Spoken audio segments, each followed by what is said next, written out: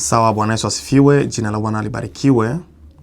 Nashukuru sote tu wadhima wa afya na Mungu azidi kukubariki.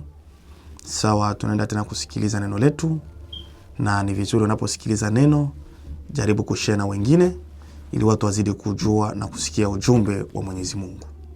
Kabla ya yote acha tusome katika kitabu cha Waebrania 4:12. Waebrania 4:12 inasema, kitabu cha Waebrania 4:12, maana neno la Mungu li hai, tena lina nguvu, tena lina ukali kuliko upanga wao wote ukatao kuwili, tena la choma hata kuzigawanya nafsi na roho na viungo na mafuta yaliomo ndani yake, tena ni jepesi kuyatambua mawazo na makusudi ya moyo. Tuombe. Mungu Baba mtakatifu, tunashukuru kwa sababu pendo lako ni kuu, wewe unajaa wingi wa neema na rehema. Asante kwa Roho Mtakatifu, asante kwa msamaha wa dhambi, asante kwa uzima milele. Kristo, tunaanza kukula neno lako, na wale ambao watakaolisikia naomba uzidi kuwapa neema ya kuzidi kulielewa neno lako. Ni katika jina lako Yesu Kristo na kuamini. Amen. Sawa, siku ya leo tutajifunza neno moja ambalo linasema nguvu ya neno la Mungu. Nguvu ya neno la Mungu. Kama tulivyosoma kwenye Waebrania pale Waebrania 4:12 pale tunachukua kuna maneno mawili. Neno la Mungu li hai, lina nguvu. Liko hai na lina nguvu pia. Tunapozungumza neno la Mungu li hai, yaani limeonekana kuwa hai kwa sababu ni pumzi ya Mungu. Neno la Mungu li hai kwa sababu ni pumzi ya Mungu. Pumzi ya Mungu. Na pumzi ya Mungu, kila Mungu analolisema linaishi. Si kama historia peke yake. Kwa sababu kila neno ambalo Mungu analizungumza huwa linaishi. Si kama vile historia tu peke yake. Hapana.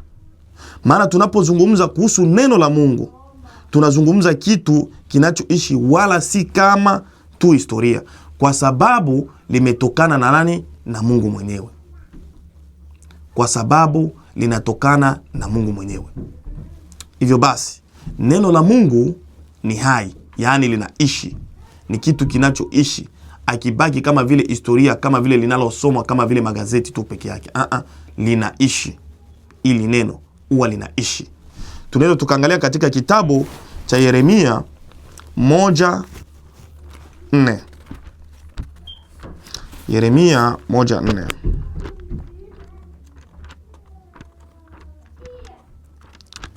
Yeremia 1:4.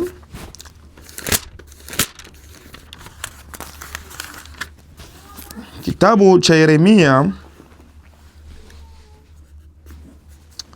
1:4 nasema hivi: neno la Bwana lilimjia kusema. Neno la Bwana lilimjia Yeremia kusema. 5. Kabla sijakuumba katika tumbo nilikujua, na kabla hujatoka tumboni nilikutakasa. Nimekuweka kuwa nabii wa mataifa. Yaani neno la Mungu tunalisema lia kwa sababu ni pumzi ya Mungu. Na neno hili linakujua kama vile mwanadamu kabla hata hujaumbwa katika tumbo la mama yako. Kwa sababu neno hili ni Mungu mwenyewe. Jina la Bwana barikiwe. Neno hili ni Mungu mwenyewe. Yaani ni pumzi ya yeye aliye hai, yeye aliye mkuu. Ukisoma kwenye Yohana 1:1 inakwambia huyo neno akawa Mungu. Yaani neno, tunapozungumza neno la Mungu tunamzungumza Mungu mwenyewe. Yaani ni neno ambalo linaishi na linabeba msiko mkubwa. Jina wabarikiwe. Sasa hili neno ambalo ni uhai wa Mungu linalo nguvu ya ajabu. Linalo nguvu. Na kabla hatujaingia kwenye nguvu, hapa kwenye uhai wa neno Biblia inapokuambia kwamba ulinde moyo wako kuliko vyote ulivilindavyo, kwa sababu kwenye moyo kuna chemchemu inapoproduce vitu vinavyotoka kwenye kinwa. Sasa tunaposema uhai wa neno, ina maana ina mambo ya ajabu, ina produce vitu vinavyotoka, yani neno linatoa mambo, kwa sababu ni uhai wa Mungu. Hivyo basi, ili neno linalo nguvu pia. Neno la Mungu lina nguvu, linalo nguvu zaidi ya bomu la nuklia, kwa sababu ni neno la Mungu, kwa sababu linafanya uumbaji pia. Neno la Mungu linafanya uumbaji, linafanya mambo yasiyo kuwepo kuyafanya kuwepo. Tunaweza tukaangalia katika kitabu cha Mwanzo 3:1-3. Mwanzo 1:3. Kitabu cha Mwanzo 1:3.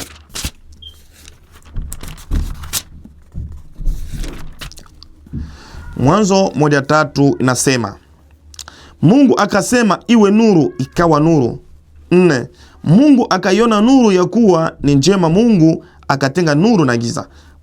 1:3 inasema Mungu akasema, yani kupitia usemi wa Mungu, kupitia neno, anaposema tu peke yake linafanya uumbaji. Akasema na iwe nuru, kupitia neno lake, anapozungumza katika neno huifanya mambo kuwezekana, kwa sababu linalo uhai, linaishi, na hilo neno lina nguvu. Nguvu ya neno inafanya uumbaji, inabadilisha mambo yasiyo kuwepo na kuyafanya kuwepo. Jina la Bwana barikiwe. Nguvu ya neno la Mungu inafanya uumbaji. Yani katika uumbaji Mungu alikuwa akizungumza peke yake, yani alikuwa akitumia tu neno, iwe hivi na inakuwa, ifanyike hili na inafanyika, iwe hivi inakuwa. Yani katika uumbaji wa Mungu alitumia neno kuzungumza, yani neno, maana hilo neno lina nguvu ya ajabu. Sasa katika swala la kuona nguvu, tunaweza tukaona mfano Yesu na akida kwenye Mathayo 8:5. Mathayo 8:5. Kitabu cha Mathayo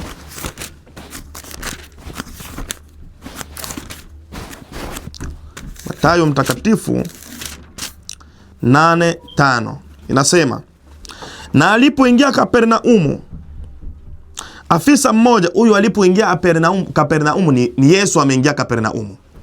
Afisa mmoja alimjia Yesu, akamsia akasema, Bwana, mtumishi wangu amelala nyumbani, mgonjwa na kupooza, anaumwa sana. Yesu akamwambia, nitakuja.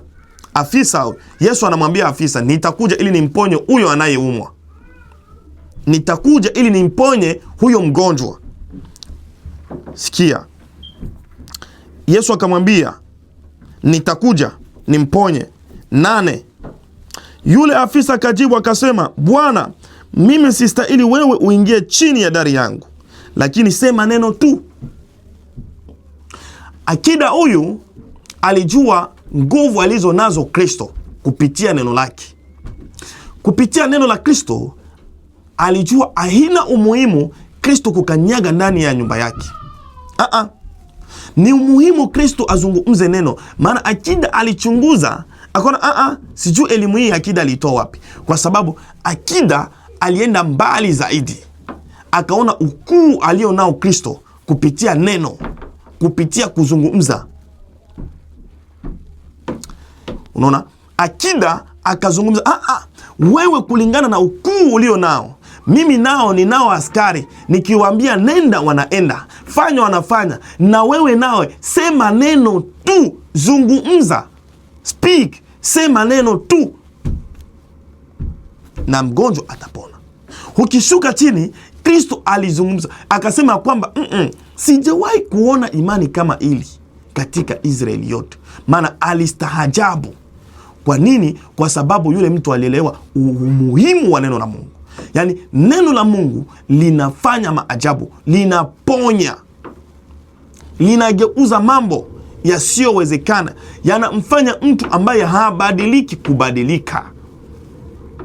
Huyu akida mgonjwa wake alipata kupona kwa sababu alielewa vizuri nguvu ya neno la Mungu.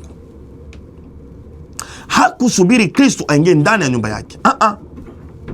Alizungumza neno tu peke yake na mambo yakabadilika, na mambo yakakuwa. Yaani katika tu kusema mambo yaweza kubadilika. Katika neno la Mungu mambo yaweza kubadilika. Yale ambayo ulikuwa naona ni magumu yanabadilishwa kupitia neno, kwa sababu hilo neno ni Kristo mwenyewe. Yaani ni pumzi ya Mungu. Tunaposema pumzi ya Mungu, yaani ni kitu kinachotoka kwa undani kuja nje hivi. Unaona? Yaani ni neno la Mungu. Hilo neno linalo nguvu ya kuponya, linalo nguvu ya kuumba mambo yasiyowezekana kuwepo, yanayafanya yasiyowezekana kuwepo yanawezekana iwepo, kwa sababu ni neno la Mungu linalo nguvu ya ajabu. Tumeona kule kwa Yeremia inatuambia kwamba kabla sisi hatujaumbwa, hilo neno lilitujua, lilitufahamu kama sisi ni wakina nani, lilitujua sisi ni wakina nani, lilitutambua sisi ni watu wa namna gani. Neno la Mungu lilitutambua sisi ni watu wa namna gani. Sasa tunapolisikia neno la Kristo, haitufaidi zaidi kulihifadhi kwenye mioyo tu, maana tunapoweka kwenye mioyo halina uhai. Inabidi tuliondoe nje. Lile tulipolisikia tulitoe nje, tulitoe nje, watu wajue nini tunachokiamini, watu wajue nini kile ulicho nacho, ili lipate kuumba. Lazima tuondoe lilo neno katika vinywa vyetu. Tusome Mathayo hiyo 7:25. Mathayo 7:24 nazungumza, basi kila asikiaye hayo maneno yangu na kuyafanya atafananishwa na mtu mwenye akili aliyejenga nyumba yake juu ya mwamba. Huyu ni anayesikia neno na kulitenda. Utafananishwa na mtu anayejenga nyumba yake juu ya mwamba.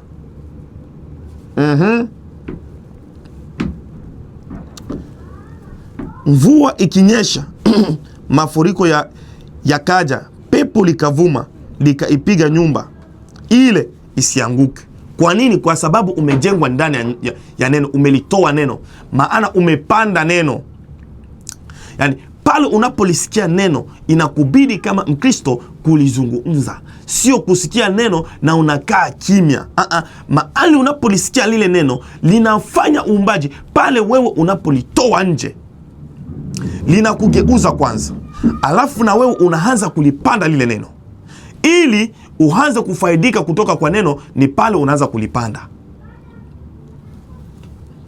Jina la Bwana libarikiwe. Mafuriko yakaja, pepo zikavuma zikaipiga nyumba ile isianguke, kwa maana misingi yake imewekwa juu ya mwamba. 26. Na kila asikiaye hayo maneno yangu asiyafanye atafananishwa na mtu mpumbavu aliyejenga nyumba yake juu ya mchanga. 27. Mvua ikanyesha, mafuriko yakaja, pepo zikavuma zikaipiga nyumba ile ikaanguka, nalo anguko lake likawa kubwa. Maana unaposikia neno la Mungu usipoliondoa nje, yaani wewe ni kama vile umeliweka lisizae, lisizae, yaani lisikue ndani yako, yaani lisikukuze, lisikufaidishe. Sasa unapopenda lifaidishe na likazae ndani mwako, likaonekane lina nguvu, likaonekane lina uhai, ni pale unapolisikia neno na unaliondoa ndani mwako. Yaani unawaambia watu jinsi ulivyosikia kuhusu neno la Mungu. ndipo neno linakwenda katika hali ya kuwa na nguvu zaidi, linaweka misingi ya ajabu ndani mwako, linakufanya kuwa imara. Yaani hakuna mtu atakayeweza tena kukutikisa, kwa sababu umejengwa katika neno. Laani limekuwekea vidhibiti vya kukufanya usiondoke mahali pale ulipo. Yaani hata mtu aweza kuwa na nguvu za namna gani, hataweza, kwa sababu umejenga juu ya mwamba. Yaani umejengwa juu ya neno la Kristo, umejengwa kwa viwango vya hali ya juu. Hakuna mtu atakayeweza kukustaki aidha kukufanyia jambo lisilowezekana, kwa sababu wewe umeshajengwa na neno la Mungu. Umekuwa umezibitishwa na umezibitiwa na neno la Mungu katika maisha yako. Kwa hiyo hili neno tunaloliamini, neno la Kristo, lina nguvu za ajabu, lina mamlaka ya ajabu, lakini ni kizuri tunapolisikia neno tulipande, tulijenge, tulipeleke. Lakini tunapolisikia tukilihifadhi ndani ya mioyo, ina maana tuko kama vile vipeopeo ambavyo tuwaweza tukapituliwa sehemu yoyote, kwa sababu hatulifanyi kuumba, hatulifanyi liwe na nguvu. Ni lazima sisi kama vile Wakristo tunapolisikia neno la Mungu, tunapokuwa tayari tumejengwa na neno la Mungu, tuwafanye wengine wajengwe na neno la Mungu.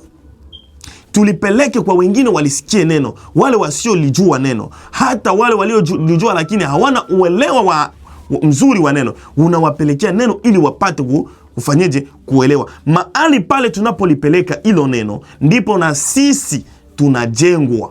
Lakini mahali unapolisikia neno usilitoe nje, hauwezi ukajengeka, kwa sababu hauiondoi, kwa sababu hauna mizizi, kwa sababu haulifanyi lile neno kuzaa. Maana umeliwekeza ndani mwako, ni lako wewe peke yako. Na mahali unapoliweka kwenye lako wewe peke yako, ndio wao wanasema unalinganishwa na mtu ambaye amejenga nyumba juu ya mchanga. Yaani saa ni saa, wawezi ukapituliwa na ikaondoka. Lakini ni muhimu unapolisikia neno kulipeleka kwa watu, ili neno lizidi kuzaa ndani mwako. Mahali wale watu wanapopelekewa neno, wanalisikia, wanakwenda kuliamini, wewe unaongezewa zaidi na zaidi na zaidi ya lile ambalo hata ukuwa nalo, hata mahitaji ambao haukuwa ukiyaomba yanaanza kutimia, kwa sababu ya neno la Mungu walipeleka kwa watu. Hivyo basi sisi wa Kristo inabidi tusimame imara kulipeleka neno la Mungu. Inabidi tusimame imara kuambia watu neno la Mungu. Tusikae kimya, tusikae kinyonge, ili tujenge, tuwe kama watu waliojenga nyumba katika mwamba, ili tuwe nguzo zilizosimama imara vizuri. Tusiwe wanyonge, tusiwe watu wa kuja kupituliwa. Tuwe watu ambao tumesimama imara, na itakayotusababisha tusimame ni kulipenda neno na kulitoa neno. Kulipenda kwanza neno na kulitoa neno, kwa sababu neno tayari liko hai, linaishi na linafanya kama vile linavyozungumzwa. Yale maandiko yanavyosema ndivyo ilivyo. Maandiko hayageuki. Maandiko vile inavyosema ndivyo ilivyo, lakini inaonekana kama vile ina tofauti, kwa sababu sisi hatuifuati kanuni ya maandiko inavyosema. Ndio pale tunaona kama vile maandiko yana uongo, lakini sio uongo. Neno la Mungu li hai, linaishi na linaonekana linaishi pale sisi tunapoenenda katika misingi ya hilo neno.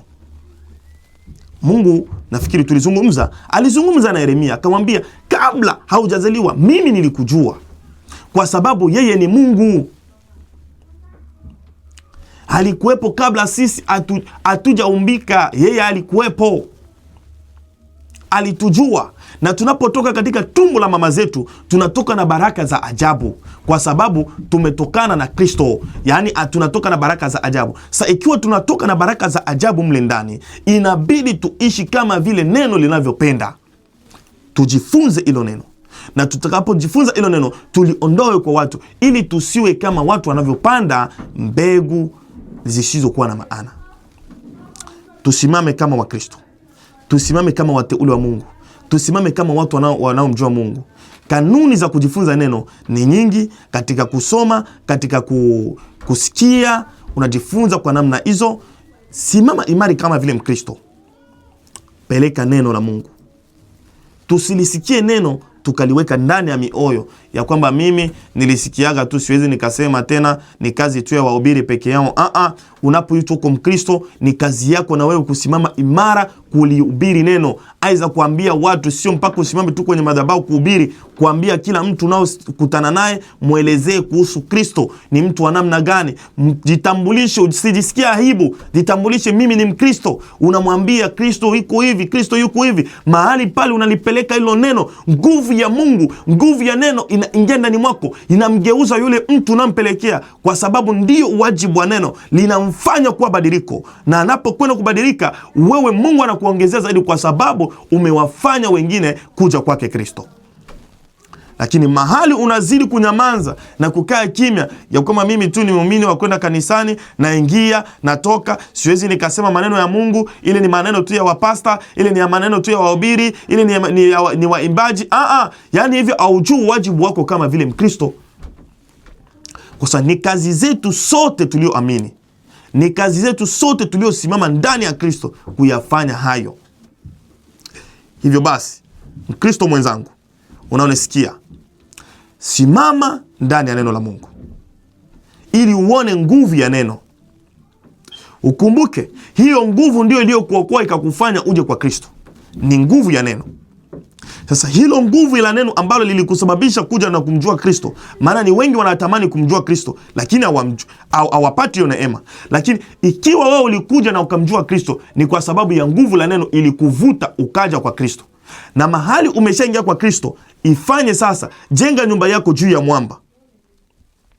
Anza kulitoa neno kwa watu, kwa mataifa. Anza kuambia watu ili uweke msingi sasa. Lakini mahali tayari umekuja na umekaa kimya, umeweka kinywa chako akiwezi kikazungumza, hapo umejenga nyumba yako juu ya mchanga.